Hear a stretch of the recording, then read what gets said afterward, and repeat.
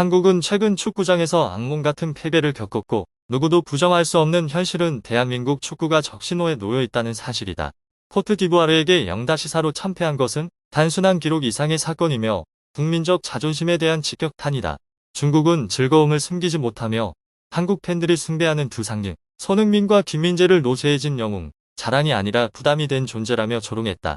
경기 시작 몇 분 만에 모든 상황은 스포츠 공포영화처럼 전개되었다.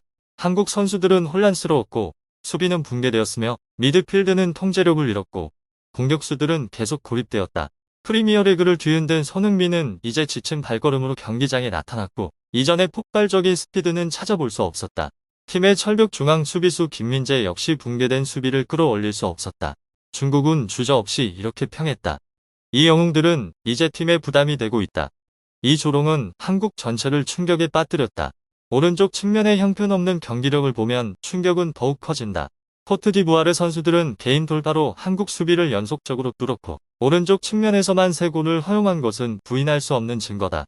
중국은 이를 이끼 낀 벽처럼 붕괴된 오른쪽 측면이라고 묘사하며 경기를 지켜보던 모든 사람을 고개를 저을 수밖에 없게 했다. 심지어 한국 팬들이 여전히 팀의 힘을 믿고 있는 동안 신화스포츠는 이렇게 강조했다. 0-4 패배는 일시적 실패가 아니라 팀 전체 한계를 보여주는 경고 신호다. 중국 언론의 압박은 단순한 조롱에 그치지 않았다. 황인범이 결장하자 한국의 미드필드는 완전히 통제력을 잃었다고 지적했다. 공격 전개가 끊기고 공격수들은 계속 고립되어 위험한 기회를 만들지 못했다. 황희찬, 이강인, 배준호와 같은 선수들은 경기장에서 유령처럼 움직였지만 제약에서 벗어날 수 없었다. 중국은 단호하게 평가했다. 한국 공격진은 완전히 고립될 위기에 있으며 부진한 마무리는 팀 구조에 깊이 뿌리내린 결정력 부족을 보여준다. 통계 수치는 문제를 더욱 심각하게 만든다. 실점의 30%가 세트피스에서 나왔으며 이는 모든 큰 경기에서 치명적인 약점이다. 중국은 한국이 붕괴된 300 시스템을 포기하고 4-4- 전술로 돌아가며 세트피스 상황에서 지역 방어를 강화할 것을 제안했다. 이 조언은 단순한 전술이 아니라 경고다. 변화가 없으면 유럽을 뒤흔든 손흥민과 김민재 같은 영웅들이 한국 대표팀을 더욱 깊은 위기로 끌고 갈 것이다. 핵심 선수들의 쇠퇴와 함께 중국은 세대교체 문제도 강조했다. 낮은 출산율의 영향으로 유망주 공급이 점점 줄어들어 팀의 선수층은 얇아지고 빠르게 고갈되고 있다. 중국 언론은 조롱하며 말했다. 한국은 이미 늙은 스타에게 의지하고 다음 세대는 아직 잠들어 있다. 이 기사가 한국 팬들에게 충격을 준 이유는 명확하다. 국민이 자랑하던 축구 영웅들이 외국 경쟁자에게 공개적으로 능력을 의심받고 있기 때문이다. 월드컵 전망이 제시되면서 상황은 더욱 충격적이다. 낙관적 시나리오에서는 한국이 유럽 플레이오프 승자와 남아공을 이기고 멕시코와 비겨 2위로 진출한다. 하지만 현실적인 시나리오, 즉 경고 시나리오는 1승 1무 1패로 A조 3위로 32강 진출, 16강에서 스위스나 캐나다와 만날 가능성이 있으며 이때 한국의 체력 우위는 완전히 사라진다. 신화스포츠는 16강 진출 가능성은 매우 낮으며 두 노쇠한 스타는 더 이상 믿을 수 있는 방패가 아닐 수 있다고 평가했다. 개인에 대한 조롱을 넘어 중국은 이번 패배가 한국 축구 시스템 전체의 노출임을 강조했다. 혼란스러운 전술, 얇은 선수층, 체력과 심리적 문제까지 0-4 패배는 단순한 사고가 아니라 붕괴 직전에 있는 팀에 대한 강력한 경고이다. 한국 팬들에게 충격은 피할 수 없다. 가장 신뢰했던 두 스타가 이제 세계적으로 부담으로 평가되며 팀 전체가 위기에서 탈출하기 위해 몸부림치고 있다.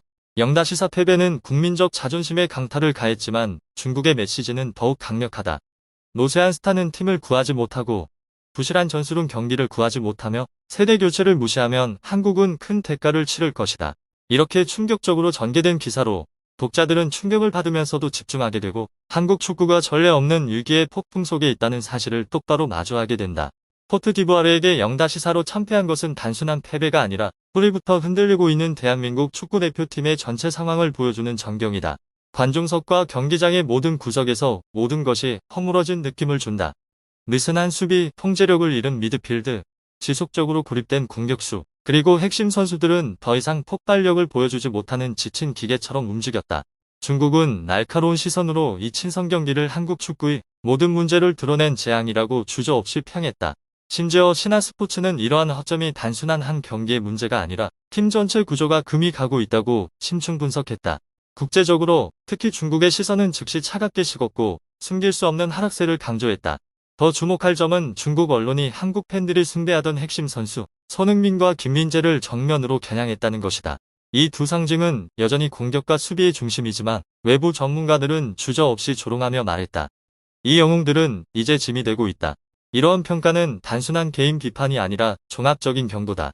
두 스타의 체력과 폼은 이미 떨어지기 시작했으며 한때 유럽을 뒤흔든 스피드는 이제 느려지고 상대의 속도를 따라잡지 못하고 있다. 더 나쁜 시나리오는 뒤에 있다. 차세대가 부족하고 낮은 출산율로 유망주 공급이 줄어들어 예비 선수층이 얇아지고 있다.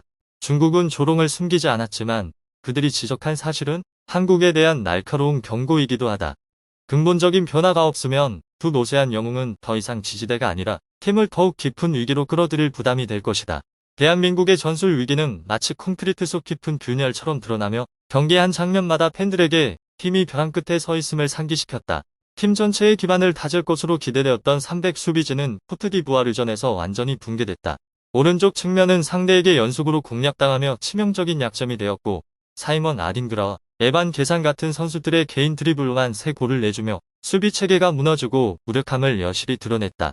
경기에서 평범해 보이는 상황조차 악몽이 되었고 수비수들은 볼을 놓치고 협력은 느려졌으며 치명적인 공간이 계속 나타났다. 미드필드, 즉 팀의 두뇌이자 심장 역할을 하는 곳도 황인범이 결장하자 방향을 잃었다. 모든 공격 전개가 차단되었고 황희찬, 이강인, 배준호 같은 공격수들은 계속 고립되어 움직임과 패스가 막혔다. 팀의 드문 장점이었던 마무리 능력조차 재앙이 되었고 기회가 연달아 날아갔는데 이는 단순한 불운이 아니라 연결과 논리가 부족한 공격 구조의 명확한 증거였다. 신화스포츠는 0-4 패배가 단순한 패배가 아니라 전체 전술 시스템에 대한 심각한 경고 신호라고 강조하며 경기장 모든 구석에서 울려 퍼지는 경종이라고 평가했다. 팬들을 더욱 놀라게 한 것은 중국 언론이 한때 숭배했던 핵심 선수 손흥민과 김민재를 조롱하는 방식이었다. 이 두 상징은 여전히 공격과 수비의 중심이지만 외부 평가에 따르면 이미 노쇠 단계에 접어들었다. 중국은 주저없이 말했다. 이 영웅들은 이제 짐이 되고 있다. 이러한 평가는 개인을 겨냥한 것이 아니라 전면적 경고이며 두 스타의 체력과 폼은 떨어지고 한때 유럽을 흔든 스피드는 이제 느려지고 상대의 속도와 압박에 뒤처지고 있다. 게다가 교체할 젊은 선수 세대가 부족하고 낮은 출산율로 유망주 공급이 줄어들어 예비 선수층이 얇아지고 시즌 내내 체력 부족 위험이 지속된다. 이러한 상황에서 제시된 전술적 해결책은 직접적인 경고와 같다. 300 포메이션을 포기하고 4-4- 전통 포메이션으로 돌아가며 세트피스 상황에서 특히 30%의 실점을 차지하는 고정 수비를 강화해야 한다.